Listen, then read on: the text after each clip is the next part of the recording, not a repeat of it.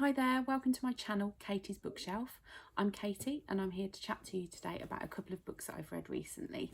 So those two books are Where the Crawdads Sing by Delia Owens and The Midnight Library by Haig. And I'm going to start with this one as this is one that I read first. So I'm a bit of a mood reader. So I see a book and if it takes my fancy, then I'll go with it. And when I first saw the blurb on the back of this one, I thought, yes, that's something that interests me. And then I put it down, waiting to be in the mood to read it. I finally got there and picked it up and read it. I'm so glad I did. I thought it was going to be quite sad. The premise of it is that there's a person called Nora and things are going wrong in her life. And she reaches a point where she can't take any more and she commits suicide. And then she finds herself in her subconscious, there's somewhere, that is a midnight library. And it's basically a library of different parts of her life. So if she'd made a different decision at a certain point, her life, if she'd taken that path, so she gets a chance to go back and revisit regrets and then try out that new life of where it would have taken her, which I think is really an interesting idea, and it gives her a really varied read as well. So one second you can be following her path along here and next second you're somewhere and there's polar bears, really polar bears. So it's a really interesting read, and it isn't sad. Well, it is sad in places and I did cry once or twice, but it's also very humorous and an interesting read. So yeah, don't let the fact that it might be sad put you off. It's definitely worth reading. I've heard some people say that in reviews that it's a bit like, you can read it and it feels like a bit like a self-help book. I didn't really get that vibe from it, to be honest. I have heard it described as a modern day version of It's a Wonderful Life, and I definitely agree with that. I do think it is, and I do love that story as well. So yeah, definitely give this one a read. It's my first Matt Haig book. No, I tell a lie, I have actually read one of his books, but it's a children's book. So it's my first adult book of his that I've read, and I've had a recommendation to read one of his others, and I've got a couple of them in my shop, but this is the one that I've been recommended to read next. So How to Stop Time. So I think that one's on my list. So that's one that I will be reading again soon. Have you read A Midnight Library before? What did you think about it? And do you have any other recommendations for me? Please add them in the comments below. Okay, so the next book that I read, I think a lot of people have already read. I think I'm a bit behind the times, but I saw that it was out at the cinema, and if you're anything like me, I have to read a book before I see something on the TV or at the cinema. So my next book was Where the Crawdads Sing by Delia Owens. I really, really, really enjoyed this book.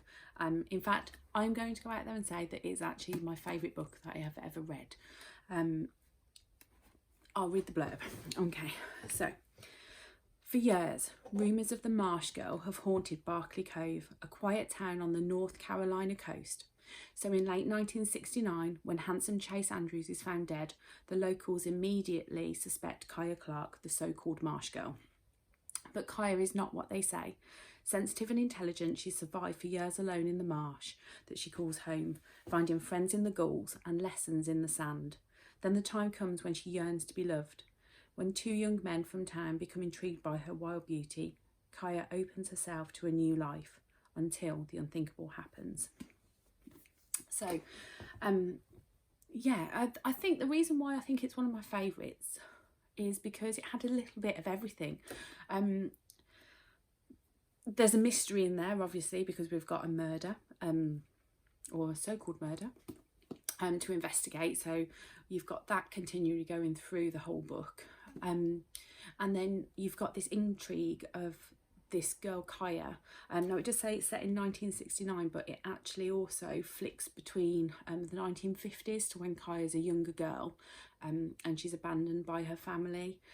So you've got this interesting character of this young girl trying to survive. And then part of that is the land that she lives in, so the setting, the nature, the marsh that she lives in.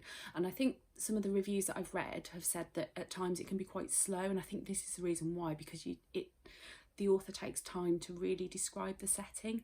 But I think it's such an important part of the book, it needs to be done, because It's a huge part of who Kaya is as a character and what makes her her. So yeah, so I think it's absolutely needed. It's quite poetic in places as well. I mean, there are poems in there, and I'm not a poetry girl at all. But yeah, they fit in the book. There's not loads of them. There's just a few peppered through. And I just really, really enjoyed the book. So yeah, I would say if you're going to read a book, this is the one. Thank you so much for joining me for my first video. Both of these books are available on my website, and the link is somewhere down below. If you enjoyed the video, please like it and subscribe to my channel. If you click on the little bell button, it will give you a notification every time I put a new video out there, so you won't miss it.